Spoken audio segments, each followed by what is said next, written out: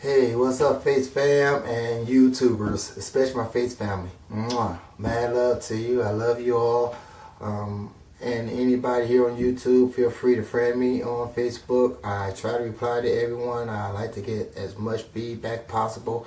And like I said, when I reply, I'd like to do it personally, so you're not getting anyone. If it starts to get too much where it's under control, then we just have to see where we go from there.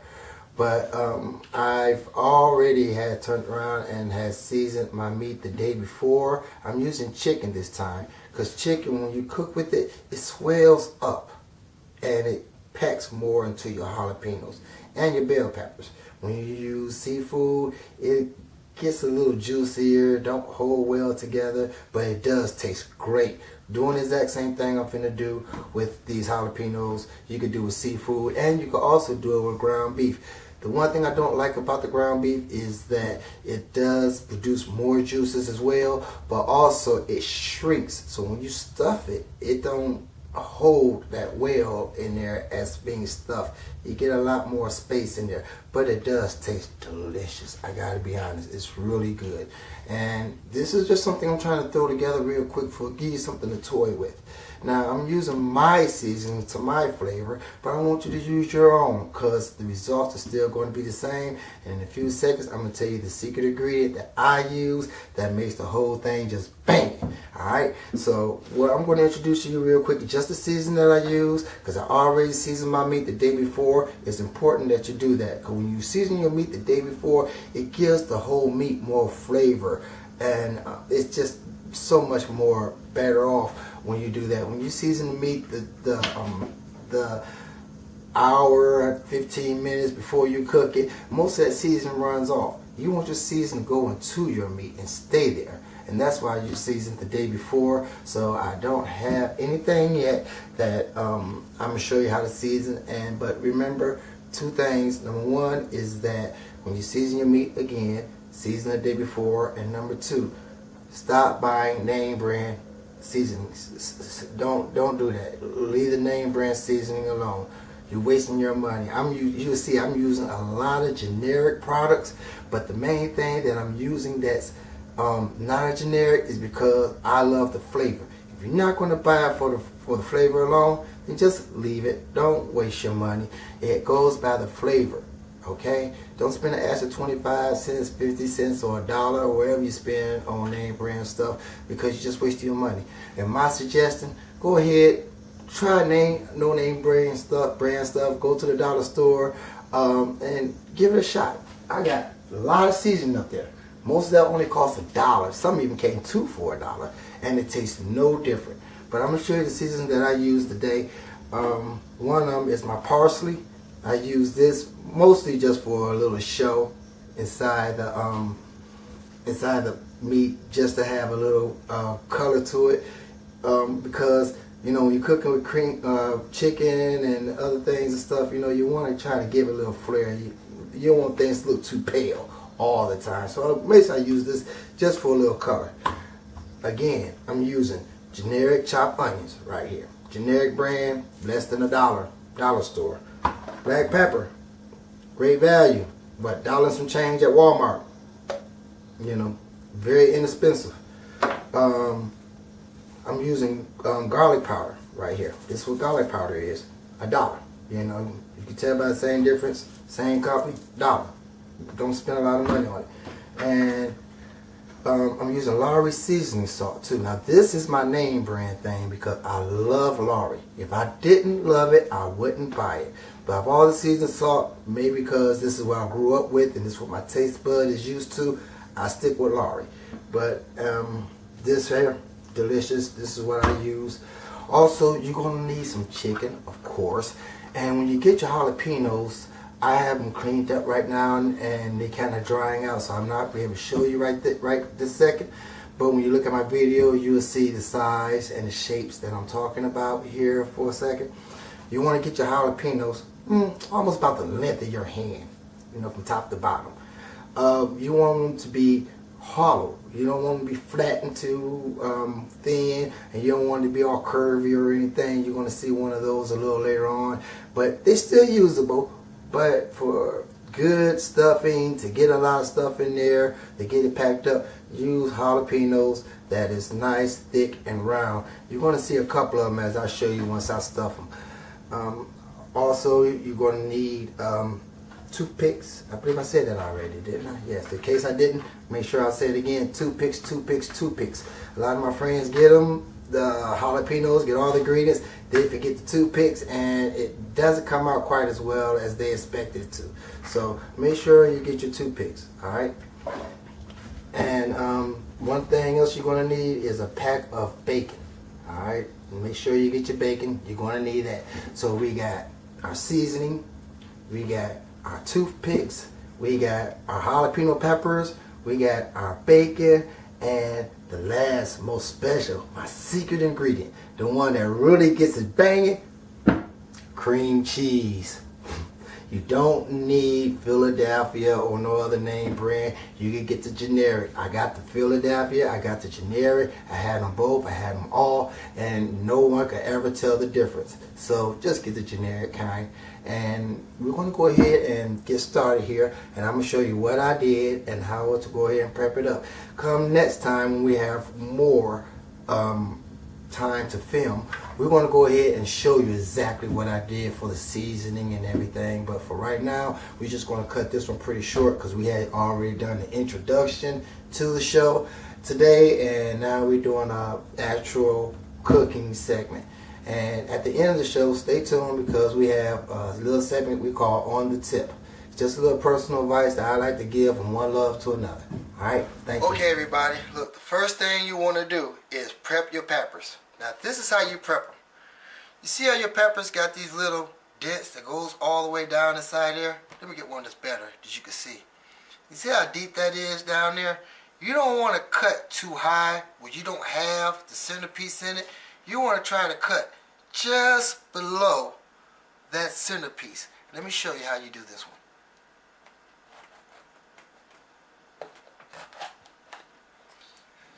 You see how I cut this just below the middle piece right here. The real reason why you want to do that because you really want the whole top of it to stay together. That way then when you go ahead and get ready to prep your peppers and when you stuff it, you have something that'll hold it together. Okay? Especially when you do seafood, when you make this and everything. So that's what's very important. Always cut it just below the stem part right here. Okay? Then you go and you take your knife. You cut the edges, the sides of it, like I'm doing right there. And you just pop that on out. You see that? You can take your knife and just continue to cut it along the edges. Dump it out.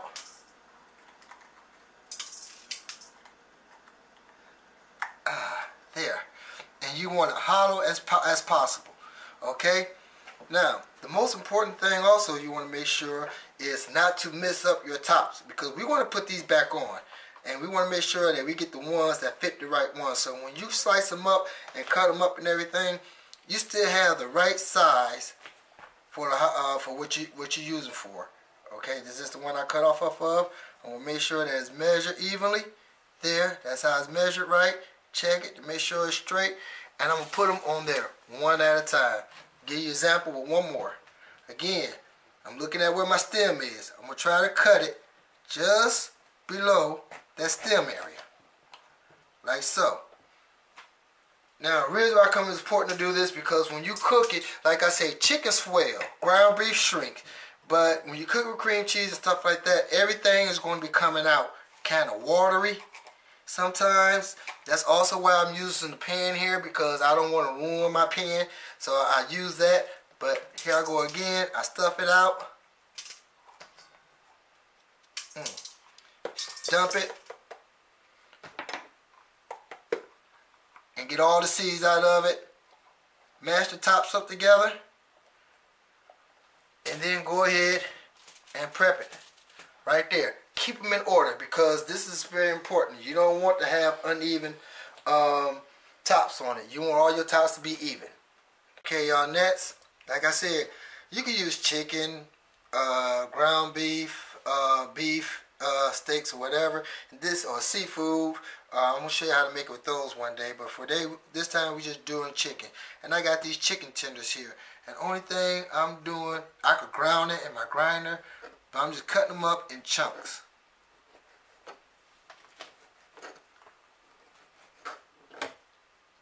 Real reason why you want to cut them in chunks, and try to cut them in small chunks, because it's easier to stuff them inside your peppers when you're ready.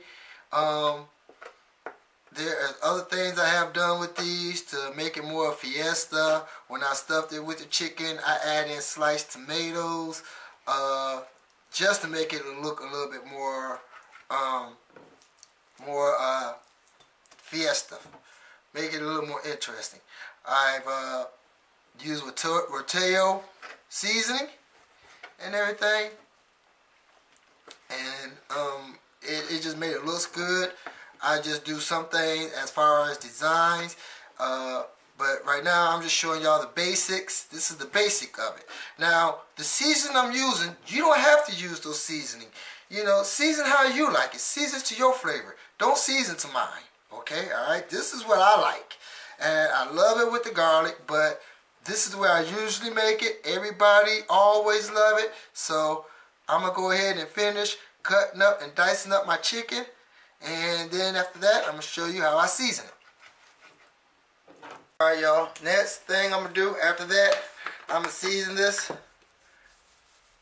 There's no particular measurement. It's again, you know what I'm saying, it goes on to what your flavor is. I like quite a bit of seasoned salt in there, just as long as I make sure I'm getting it overall. There's my seasoned salt right there.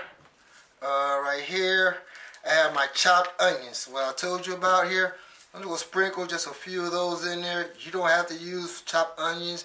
You can use fresh onions. Only thing I'm really doing it is season it to my flavor. See, I don't know exactly what your flavor is. You know what your flavor is. You know what your family like. You know what I like. So, you know what your kids like. You know what you like. I don't know. So, season according to your flavor. Basically, I'm just doing some of the minimum of the work here. Put my pepper in here. Season that. Make sure I got it nice and stirred all the way around.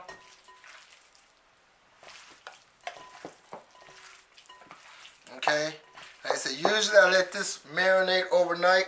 And here I'm using my garlic powder. Like I said, basic stuff. You don't need all that other stuff that these people be putting on their cook shows and all that stuff. Just need the basics. You know, I get so sick and tired of them always trying to promote something, you know, you can't never find at a store. Where the heck do you get that stuff from? I mean, some of that stuff you have to order online. So here it is, y'all. I'm pretty much finished seasoning it. That's my garlic powder right there, because I love the garlic. And I'm putting in just a little bit of parsley. Not so much for flavor, but just more or less of decoration. The real reason why I'm using this is because when you cook your chicken, everybody knows chicken turns white when it cooks. And so does the cream cheese. It's going to be white too. So I'm just putting just a little bit in there. If I can get something to come out. There we go. Just a little bit in there. Just for more show than anything. I'm not putting a lot in there for flavor. Just a little for show. You know, when it comes out, hopefully, you know, I'm looking at the green leaves in my food and everything. It's when you try to show off a little bit. Mostly, if you want to do this, you can do it with your cream cheese. Mix it with your cream cheese as well. And there. Our meat is now seasoned. Okay, everybody, next is the part that pretty much exciting depending on who you're talking to, but in my case it's the worst part because it's the messiest part. And that is stuffing your peppers. Now we got our cream cheese here and we got our chicken all ready to go. Our peppers are hollow out. Excuse me, see there, our peppers are hollow out. Now if you do want yours a little spicy, leave a few of the seeds in there. They're going to cook in there. It's going to give it more of a spicy taste. But what we really want to do is just go ahead and make sure it's hollow out and it's ready to go. Now, I always start with my cream cheese first. I'm going to show you why with this one right here. See, I got it hollowed out completely. Alright, now, when you put your when you put your meat in there, the meat go slide either to one side or the other. In that case, to the matter. But the cream cheese holds in there and stay more packed inside the jalapeno. So what I'm just going to do here is that I'm just going to take my fingers. I wash my hands. Always wash your hands after you mess with meats, by the way. It's always good because you don't want to grab a lot of utensils. And I'm just going to mold it to a shape where I could try to fit it down inside of my jalapeno. Try to push it to the side. And say it's a messy job. It's so messy, but in a way it's kind of fun to do too. But this is my secret ingredient to my stuffed jalapeno peppers and my stuffed peppers. Is the cream cheese. Now if you notice here, I didn't fill it up all the way to the top. Here we are. I didn't fill up all the way to the top. Just up barely enough where you're about a half an inch to the top. Because your cream cheese, you don't want it to roll out. Some people try to use mozzarella. I tried other cheeses, but they melted. Cream cheese don't melt that much when it heats. It might get a little watery, but it doesn't melt. So that's the reason why I use cream cheese. And trust me, you're gonna love this once it's done. All right. I take some of my chicken and I stuff it on the other side, and try to get all the way down to the bottom. Oops, excuse me here. Try to get all the way down to the bottom as far as you can. See how I'm trying to push all that down to the bottom there? Try to push it all the way down to the bottom as much as you can, and then you want to top it off with the meat. This also helps hold your cream cheese on with it and keeps it inside where you got it, like that. Okay, alright? If it's too much, take a little bit off, put a little bit on, whatever, break a little piece, find a smaller piece, do whatever you gotta do to adjust it, but you want it basically fleshed with the rest of it. Cream cheese almost to the top, meat up all the way to the other side and across. There. We're gonna do one more real quick.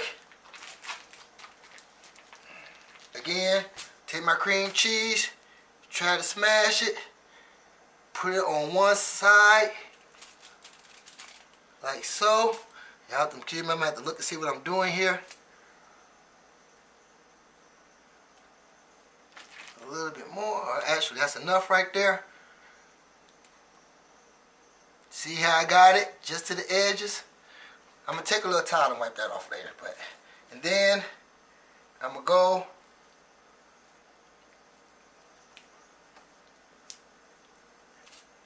all the way down to the bottom as far as I could get it. If you do with ground beef and stuff, it goes a lot easier when it comes to stuffing it, and you can have it flesh to the edge. But like I said, I'm just doing this a quick show. Basically, I didn't feel like pulling out my grinder, so please excuse me for being lazy. But like I told you, on my show, you're going to get honesty. And this is what you're going to have. I'm going to go ahead and finish stuffing up the rest of these, and I'll get right back. Okay, y'all, look, as you see, I got all my chickens already stuffed. This one, I didn't take my own device and left the centerpiece on, but thank God I'm using chicken because, like I said, chicken, it fills up, more likely not going to spill. So on this one right here, I've made a mistake, didn't do it right, so here it is right here. But the rest of them, as you see, is lined up. Like I told you, with the ends on here, chicken stuff on there. Now, for the last and final part of preparation before you start the cooking process is the bacon and the wraps. Now, I use toothpicks because what I do with them, first I start off by fitting my top. Okay, get the excess off of it. There. First thing I do is try to match my top to fit. There it is right there. And I put my jalapeno in an angle. Hope you can see this here. In an angle so that it stays on there and holds down the top to my pepper. Usually it only takes 2, sometimes it takes 3, but that's what I do there. With one of them, I try to leave it higher than the rest. And I try to keep a couple of half toothpicks already bent, and I'm going to show you the reason why I do that. But first, what I do is, I take my strip of bacon, I try to find the one that's pointing out the highest, and I nailed it on my strip of bacon right there like so. Then I continue to wrap it around my jalapeno. Now as you see, I'm trying not to do is, I'm trying not to double layer it because I want to make sure it all gets together. Now, one piece of bacon is not that much. That's why we got the half toothpicks. We're going to take another one, put it right there, right here in the middle. There you go right there. And continue your wrap. There. Now, they're not going to always come out perfect. They're not going to always come out evenly and everything. You see how this one is. That's pretty much how you want it. In some cases, your bacon might not be enough. We're going to do one that's larger in size. Take it, wipe off the excess cream cheese. See if we can find that even mark where it fits on there perfectly. Then again, oops, half toothpick. Then again, we're going to start off by ramming through the sides so it comes in one end and out the other to hold it down. Now, they're not going to be on there perfectly, everybody. They basically never are. But then again, sometimes they are. But the main thing is that we're trying to get them... This one give me a hard time. Here we go. We try to get them evenly. So that there you go. Again, here we go. Taking our bacon. Starting from one piece. Work it down. And start your wrap. Now, like I said, they don't have to all be even. You don't have to have it completely covered. But you want to cover as much as you can. That's another reason why we don't layer it. Oh, that's 2 pieces right there. Excuse me. Let's bring that back. Alright.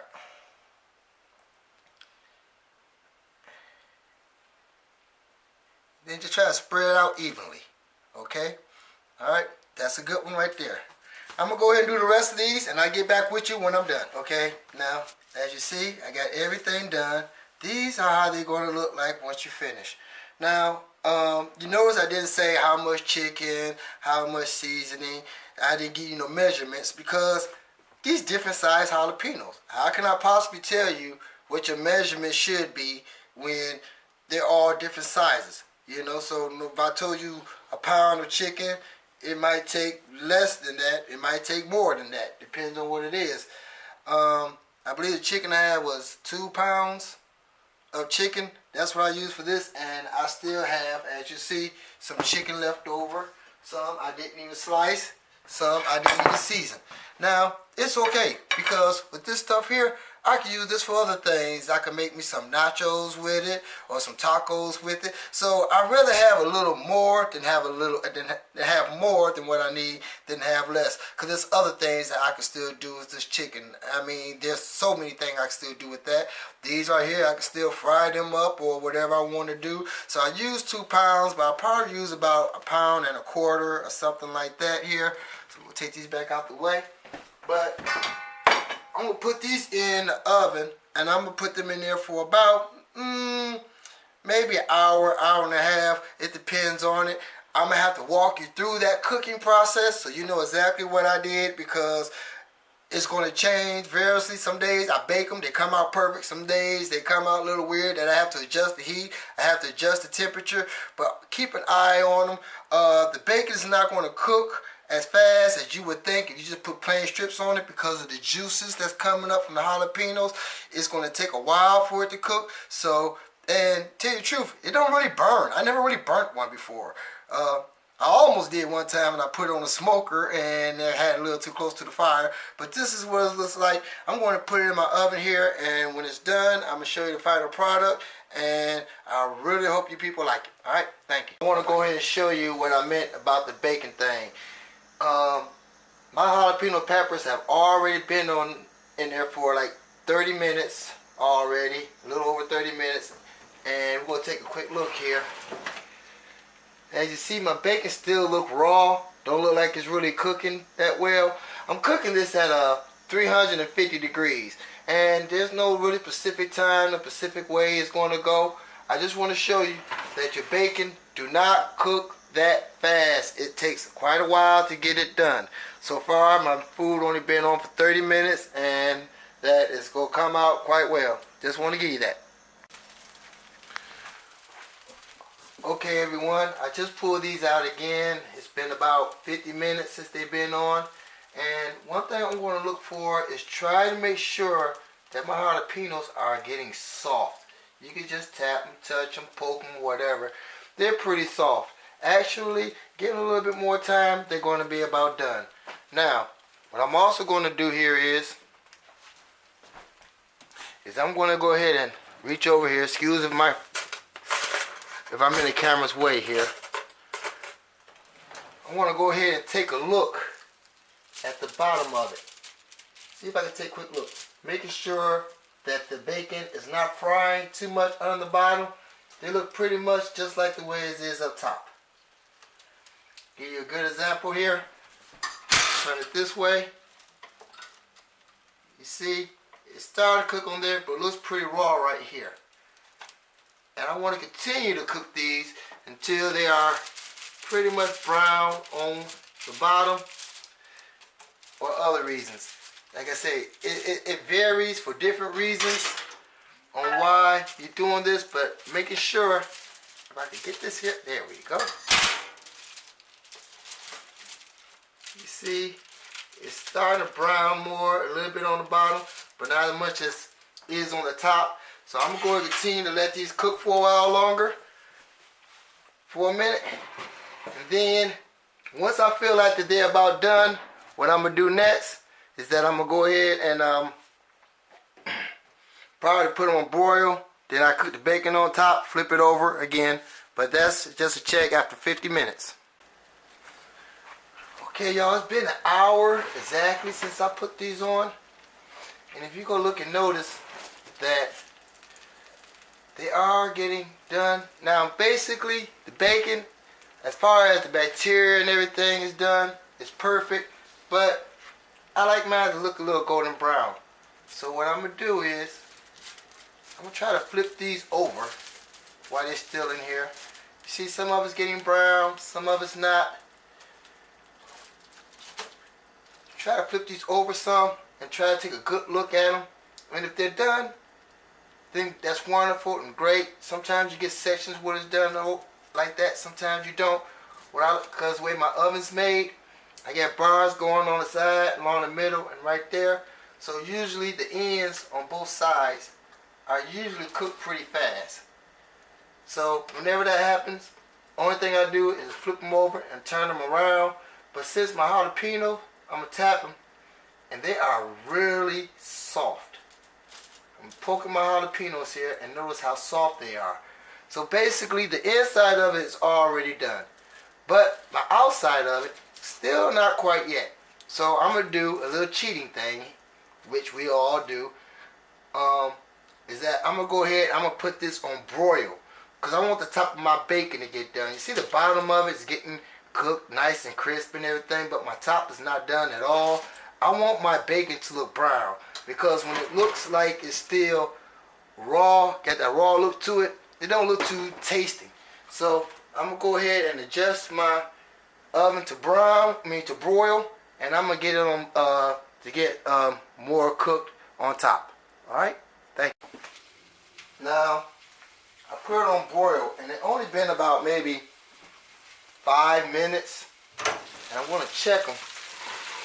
Woo, look at that. See how they're starting to get more of that cooked look to it? That's what we're trying to go for. We want it to be cooked thoroughly, but it's still cooking a little too fast, so I'm gonna go ahead, not too fast, excuse me, a little too well for me as far as boil is concerned. So I'm going to keep a close eye on it. And what I'm also probably going to do, since I already got it out, is check my bottoms. Since the top is starting to look like it's already starting to brown, and a lot of them, the bottom's not. So what I'm going to do here is get my trusty little spatula, and I want to flip them over. So you see how some of those still look a little raw on the top but cooked on the bottom?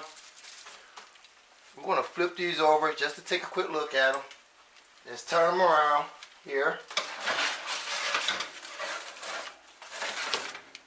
Since the top's already starting to get that little brownish color to it that we're looking for when we cook bacon, I want to make sure that the bottom is as well. You can tell in this one right here, the bottom of it is still pretty raw. This one's coming out nicely. I think I flipped this one already. Yeah, I did. Bacon stuck on the bottom of that one there. And right there. And see, this one still look raw. You just want, the main thing we're looking for is making sure that it cooks evenly, and try to get it even as you can. It's not always going to be perfect, but we're going to do the best we can with it today. And right now, we just did that. We turned them over, let it broil for a few seconds on the other side, and then we're going to check it again. Okay, I gave them about 5 more minutes. Now, as you see here, right here, we have these. This one here, this one looking pretty done on both sides, and it's starting to get a little blackened on the other. So I don't want it to get burnt. I don't want to be burnt. Excuse me, I had to hit the camera there. I don't want to be burnt. So what I'm going to do is, I'm going to check each one. Make sure they're about done. This one could use a little bit more on that side. This one could use a little bit more on that side as well. And this one here, for some reason this is a slower one. So when I put this back in, I'm going to put it back in for a minute. Let me put that bacon back. And I'm going to go ahead and try to brown some more on that side. Only thing I'm really doing now is just trying to even out my bacon. Okay? I don't want to be too cooked on one side or on one end. So when I put it back in, I'm going to go reverse around, since it seems like that most of my heat is in the back of the oven. So I'm going to put it around, and I'm going to turn it in and put it in this way when I place this one back in. As you also see, I got a lot of grease here and stuff that's burning up. That's coming from the cream cheese and the other juices that's scattered on my pan. That's why I use aluminum foil when I place it on there. I don't want to ruin my pan. When you cook with jalapeno peppers and bell peppers, you get that a lot. So we put the first one aside, and we're going to pull out the second one. This one is real done on that side there. Nice golden brown, just like it should. The bacon broke a little bit, but that's okay. We're going to check the other side. And like it need a little bit more browning on that side. This one, like you can use a little more browning on that side. And this is the one that was in the back. And this one is cooking slower. For some reason, don't know, but all you have to do is just keep adjusting it. Just right now, after an hour of cooking, I want to keep switching it back and forth from side to side until I get my bacon as evenly as possible. Okay? Thank you very much. Okay, right now I took them back out again, and some of these are nice and good and brown on both sides, like this one here, good and brown on both sides. Lovely. I'm taking them off my pan here. This one could use a little bit more timing on another side there, so I'm going to put this one back in. This one here, not quite done here. As brown as I like it on one side, but as far as the other sides there, it's perfect. So I'm taking this one here off. Whoops. Ooh, came apart on me.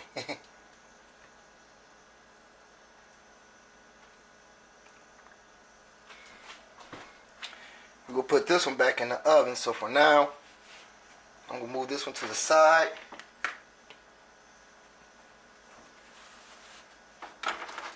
And and move on to tray number 2. This one came out a lot better. As you see, this one right here is done and evenly well on both sides. Some of them have 3 sides, some of them have 2. I prefer the one with the 2 sides, but since the place had very little to go by, I'm only going by the ones that would fit, and they didn't have that many of them that just had 2 sides to them, but that's okay. Again, only thing I'm really doing is checking, making sure the bacon is done on all sides here, and try to get them as evenly brown as possible. Checking all sides. This one looking great. Wonderful, wonderful. Pull that one out. And let's check out the last one here. Brown on one side, golden brown on the other. Wonderful look, wonderful texture to it. That's great. So basically all of mine are done. The only thing that really is not quite done well was the last one from the first tray. So what I'm going to do is, I'm going to put this one here. I'm going to put that one back in because it still got that raw look to it. That's something we don't want to go for. We want to go for a look that's showing that the bacon has been cooked. Because when people see raw looking bacon, they don't think your food is done. So even though the insides are done, the jalapenos are ready, everything is fresh and smashing and ready to go, it's good that make your bacon to look cooked. So I'm going to leave my stove on boil for a while, and I'm going to finish this last piece right here until it's completely done. Okay?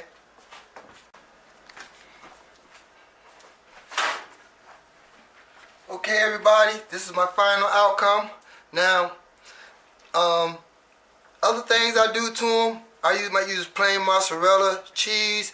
This cheese right here is mozzarella, cheddar, and I think some kind of jet, and spread it on top here, like so. I'm gonna pop this in the microwave for a few seconds while I talk about the others.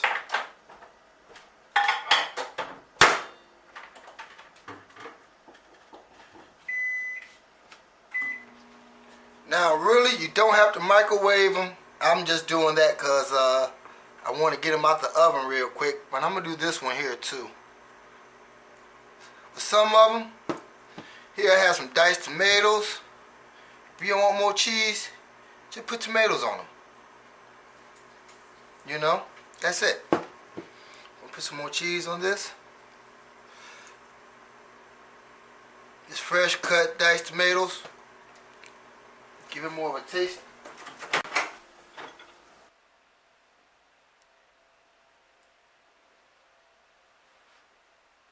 Hey everybody, I hope you really get a chance to try those jalapeno peppers out. They are really delicious, and one thing I'm going to be honest with you, they kind of addictive. Everybody I know try one, I always want 2 or 3, and I never ever make enough. No matter how many I make, it's never enough. It could be 3 people and I make 12 and they still want more. So please let me know what you think and whether you enjoy it, and let me know what your friends think. And also, like I said, have them come on to here, get on the show here, join me, and looking forward to seeing you all. Now, like I said, at the end of our segment, we like to have something called the tip of the day. And the tip of the day I would like to put out is, you have kids, grandkids, please let them join you when they cook. My grandkids love joining me, They love hanging out with me. I love hanging out with them. And they really get a kick out of it. I mean, they really enjoy this stuff. I let them beat the eggs, and I let them add the little seasonings and stuff. And, it brings unity to the family. And unity is important because, let me give you an example. In school, we taught Christopher Columbus was the first who landed on America. He's the founder. And that's not true.